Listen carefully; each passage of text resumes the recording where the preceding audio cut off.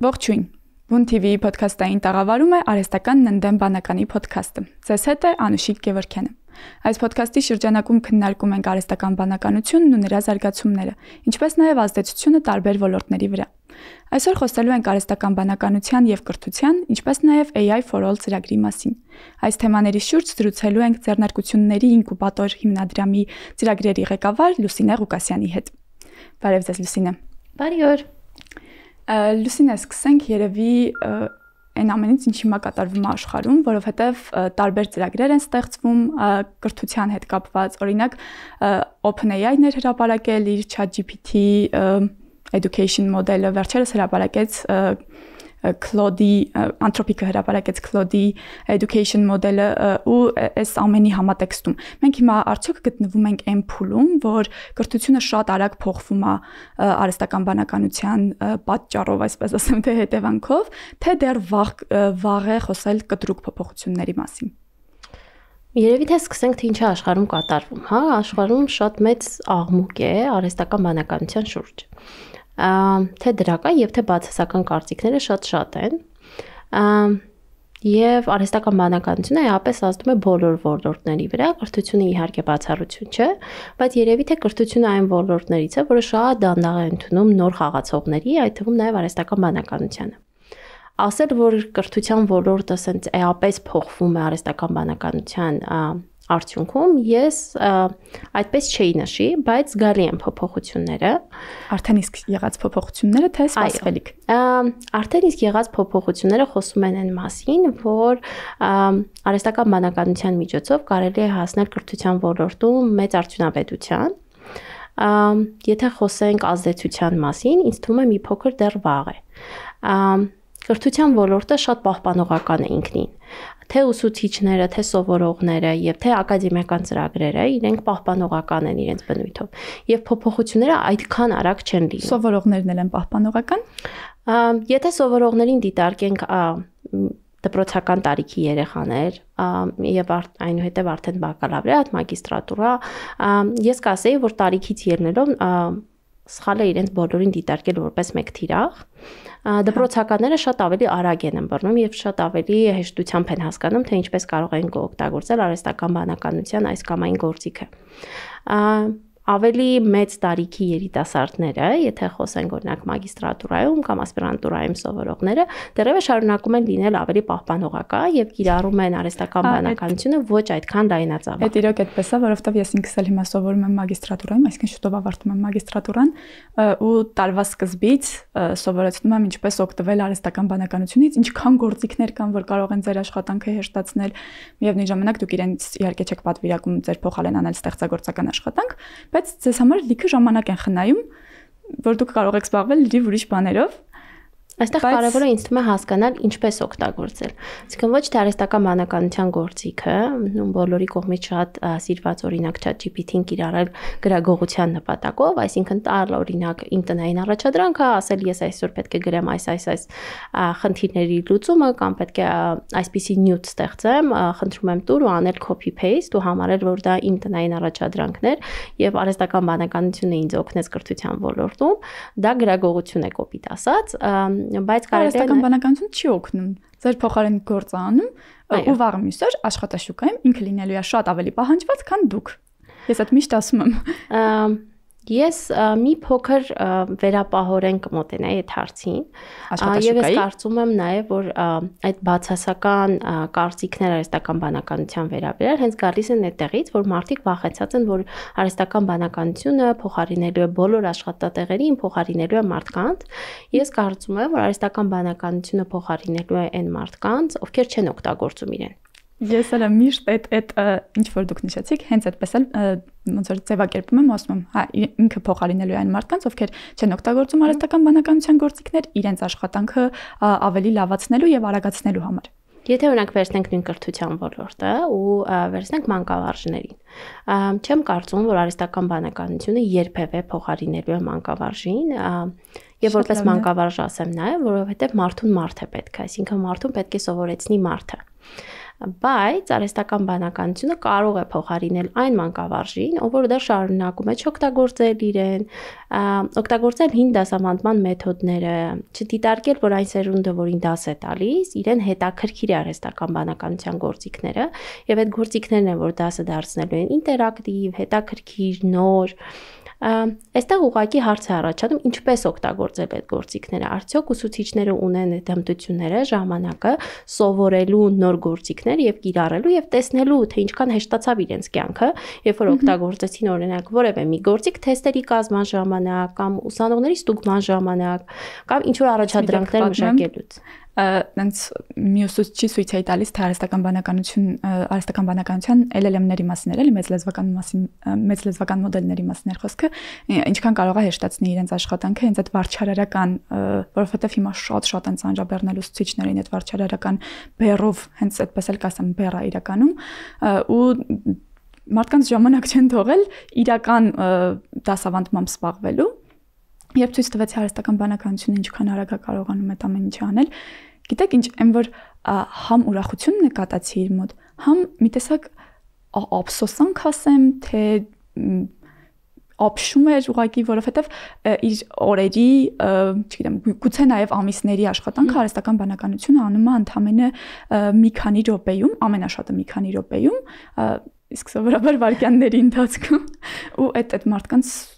խոճապի է մատնում, որ տեսեք, ինչ որ մեկը եկել է ու ինքը ոնց որ թե ինձնից ավելի լավ է կարողանում անել, ինձնից ավելի արագ, այտենց շատ մեծ խոճապ է այս առաջացնում ուսուցիչների մոտ։ Ես կասեի վախ, երբեմն նոր բանի վախ։ Ինձ թվում է դա շատ մարդկային է, երբ որ նոր բան է լինում,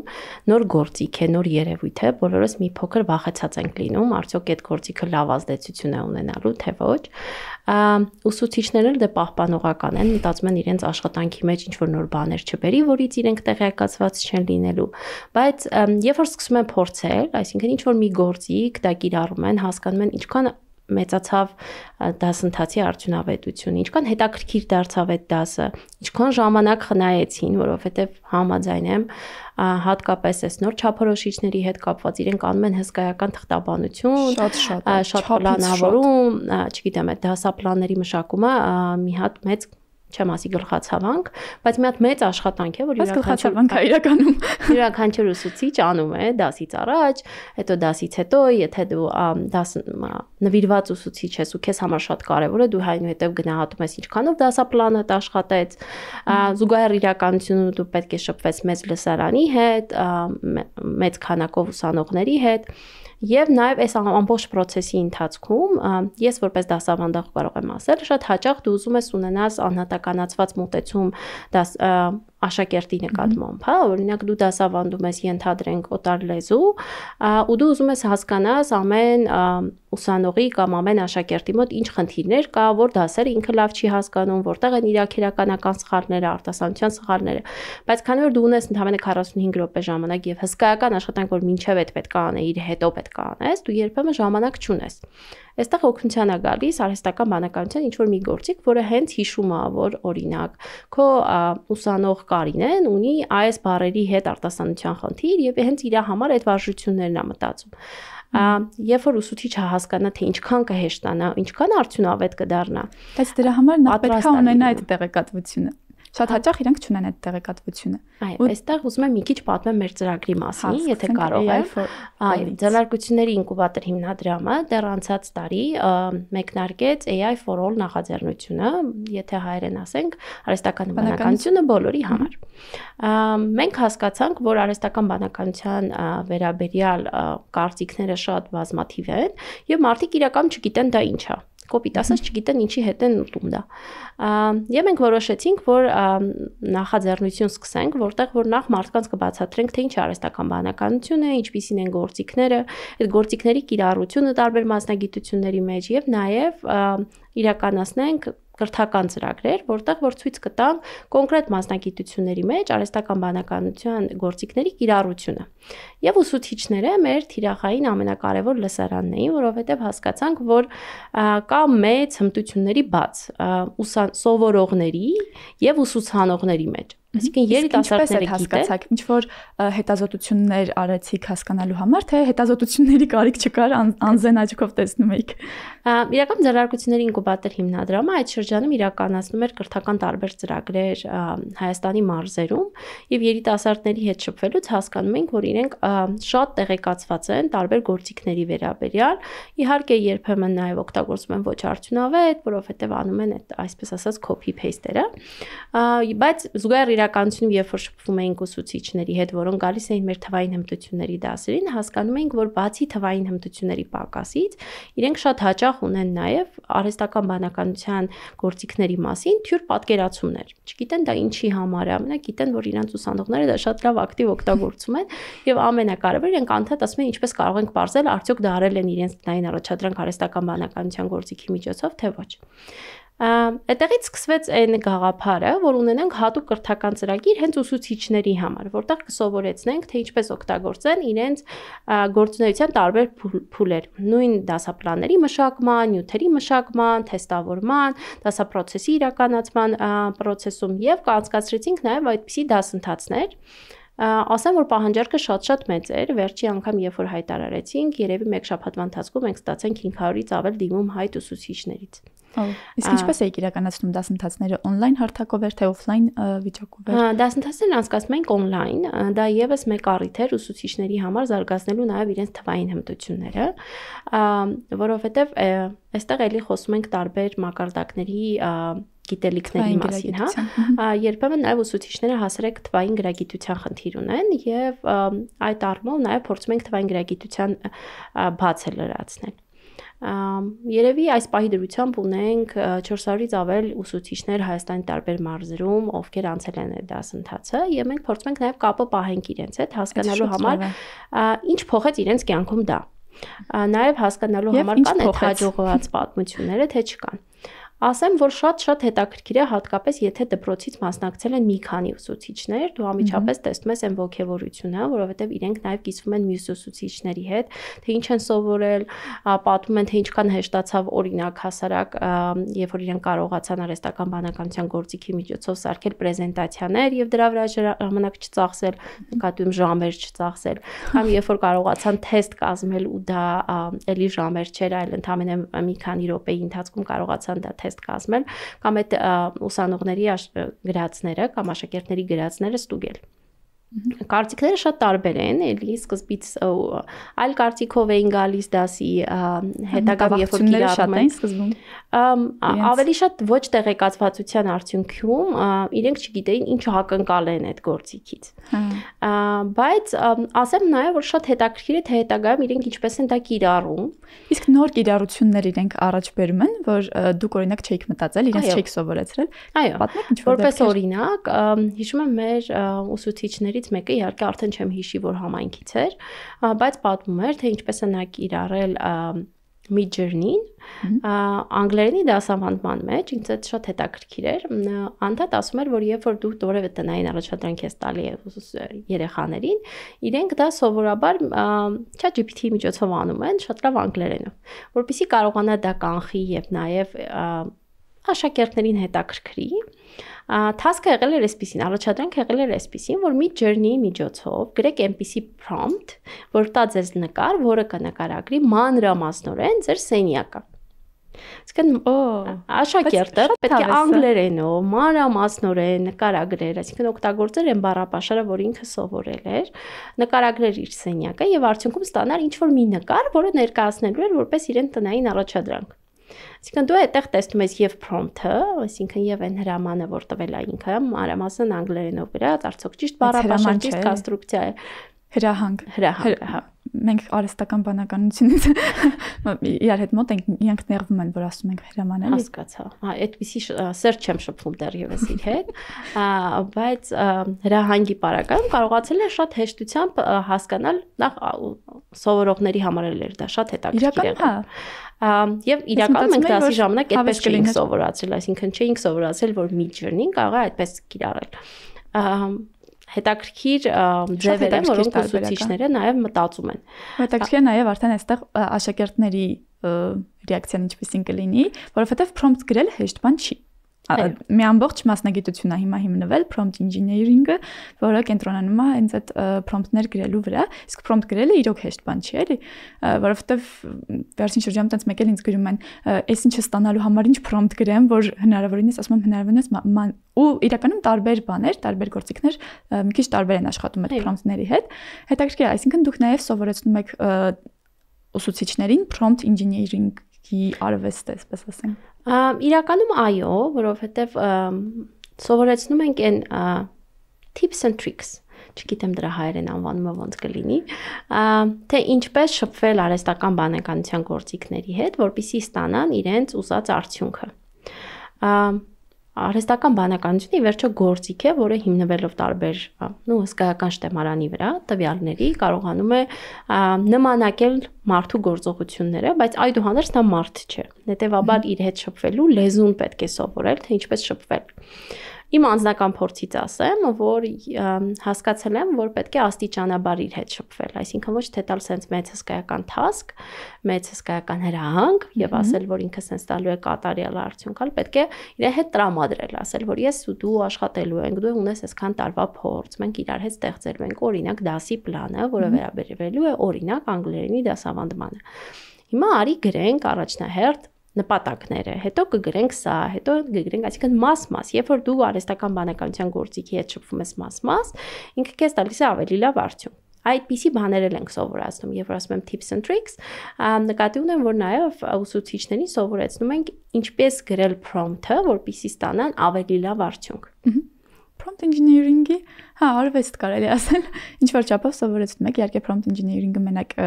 prompt-ների մասին չի, բայց դե ու հետաքրքիր է, որ գործիքներն եք դուք հաճախ կիրառում հենց ձեր առօրյա աշխատանքում։ Իմ առօրյա աշխատանքում ես եմ պահպանողական, ես շատ դժվարությամբ եմ նոր գործիքների ադապտացվում, այսինքն ես որ սովորում եմ մի գործիքի, ու հասկանում եմ իր լեզուն,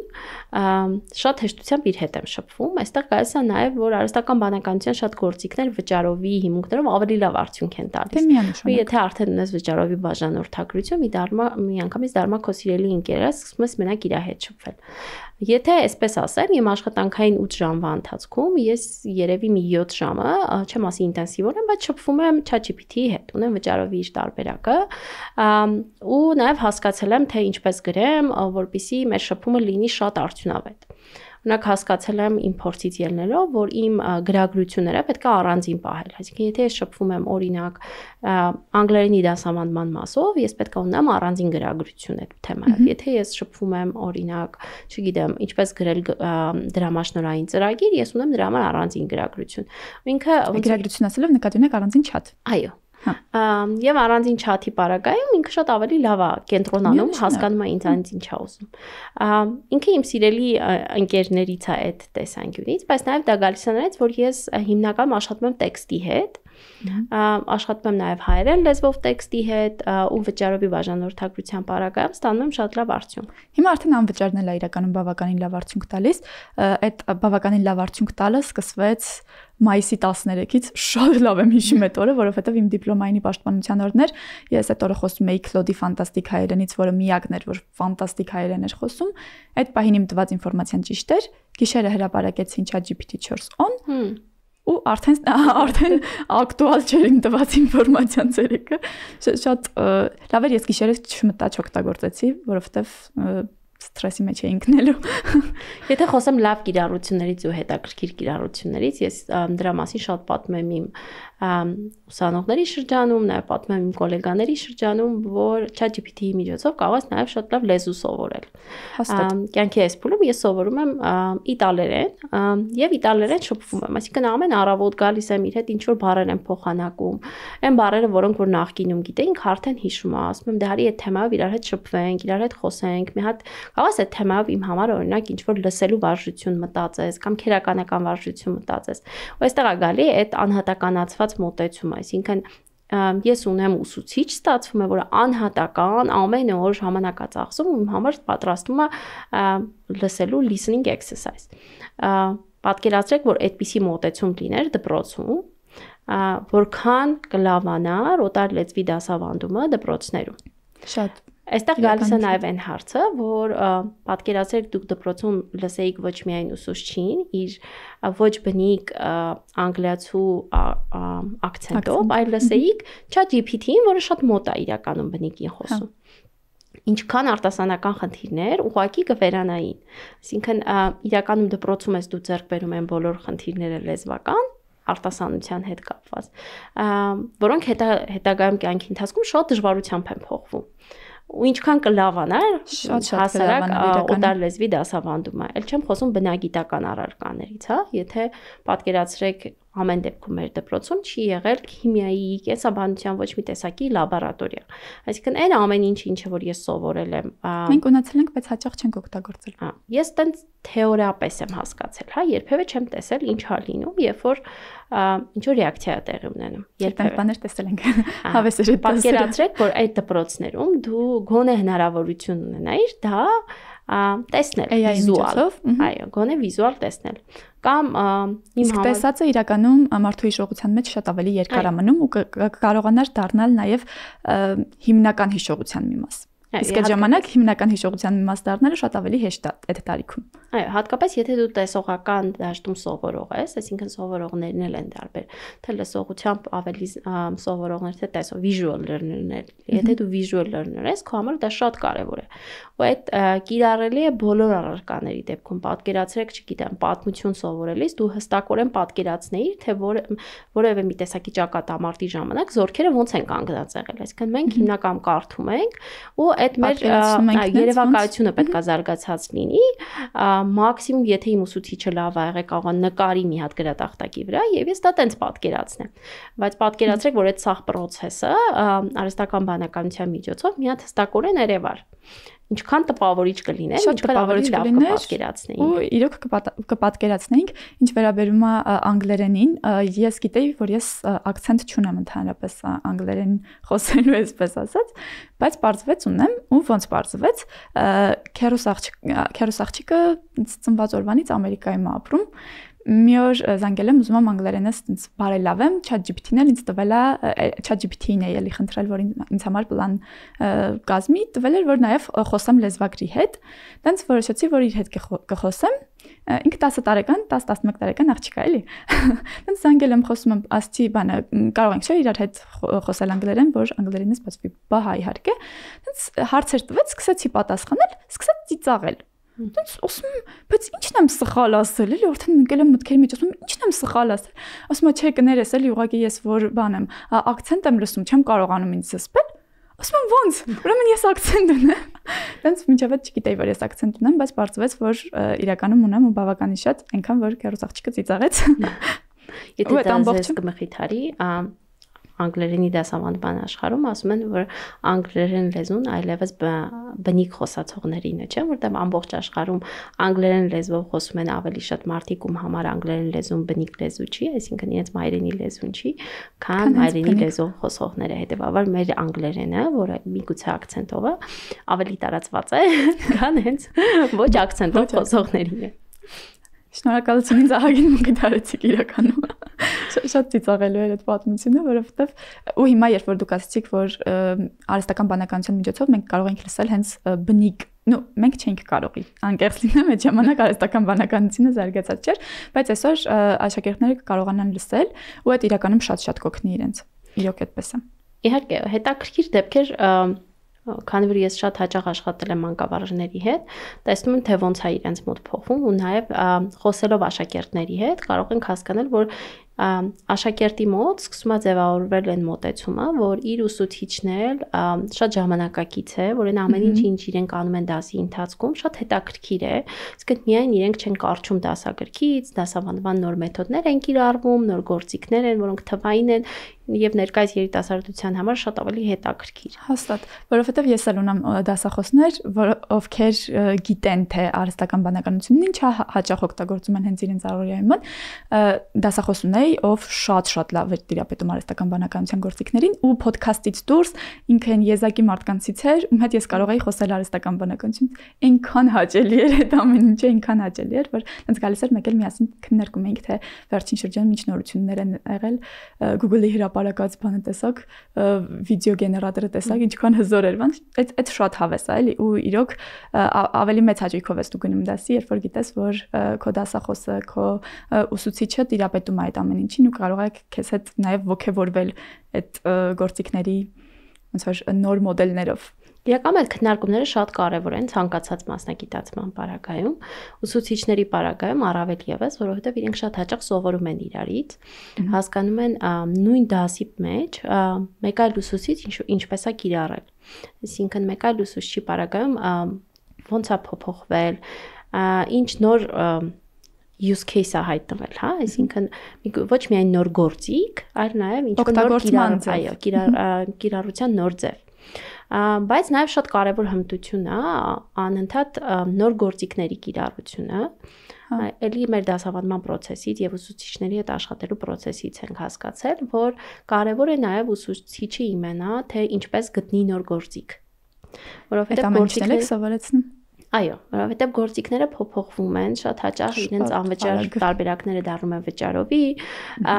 ինչը սահմանափակում է կիրառությունը, դրա համար պետք է ուսուցիչը անընդհատ փորձի գտնել նոր գործիք, նոր կիրառություն, նոր տարբերակ, որը իրենց կյանքը կհեշտացնի։ Դա էլ է հմտություն, որը պետք է սովորեցնել։ Նաև շատ կարևոր է ուսուցիչների համար այդ քննարկումները։ Մեր դասընթացները քանի որ առցանց էին, իրենք նաև այդ հնարավորությունն էին ունենում հասկանալու ելով կա որ համայնքից է, Հայաստանի տարբեր մարզերից հասկանալու որ համայնքներում ինչ ուսուցիչներ կան, որ առարկաների ուսուցիչներն են ավելի հետաքրքրված լինում ու նաև իրենց շփումները շարունակել։ Այդ շատ հետաքրքիր է։ Իսկ հետագայում դուք նաև հարթակ տրամադրում եք, որ ժամանակ առ ժամանակ օրինակ իրենք հավաքվեն, այսպես ասած, էլի on-line տարբերակով քննարկեն, թե ինչ նոր use case-եր կան, քանի որ ասացիք, որ դուք կապ պահում եք իրենց հետ, միգուցե նաև այսպիսի բաներ եք իրականացնում։ Այն գաղափարն է, որին փորձում ենք հասնել, այսինքն ունենալ նաև իրենց հետ կապի պահպանման հետագա հարթակը, որպեսզի իրենք կարողանան իրենց հետ շփվել, ունենալ նաև որոշակի սեմինարների, workshop-երի կամ այսպես ասած ոչ կոնֆերանսների, unconference-ների տարբերակներ։ Երբ որ կգան, իրենք կպատմեն, թե իրենց փորձառությունից ելնելով կոնկրետ դասի պարագայում հասարակ кейսեր, հա, կոնկրետ դասի պարագայում իրենք ոնց են կիրառել այս կամ այն արհեստական բանականության գործիքը։ Դա մոտակա պլաններում է, մինչև հիմա դեռևս եղել է մեր միջոցով միջնորդավորված կապը, բայց հիմա փորձում ենք նաև մտածել այնպիսի հարթակ, որտեղ իրենց մեջ կկարողանային փոխանակվել իրենց փորձով։ Հա, այդ շատ կարևոր է, որովհետև այդ էլ այլի նոր մտքեր ու գաղափարներ ծնում, նույնիսկ երբ որ ինչ որ մեկը պատմում է, որ ես այս տարբերակով եմ օգտագործել, կարող է այդ պահին քո մոտ միտք առաջանա, որ այդ կարելի է օգտագործել նաև այս կողմում, այս մի ձևով, այս մի տարբերակով, ու այդ քննարկման միջոցով ծնվում են նաև օգտագործելու նոր գաղափարներ, էլի։ Իհարկե, հատկապես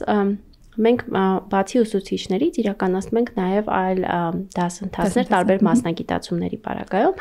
ունեինք արհեստական բանականությունը մարքեթինգի համար, որը շատ պահանջված էր, ունեինք արհեստական բանականությունը պրոյեկտ մենեջմենթում, հիմա ներկայումս քննարկում ենք թե ինչպես կարող ենք օրինակ արհեստական բանականությունը կիրառել հաշվապահության մեջ։ Հասկացել ենք, որ դա էլ է մի հետաքրքիր ոլորտ, որտեղ որ կան շատ թվեր եւ իրականում ավտոմատացման ենթակալի շատ process-ներ,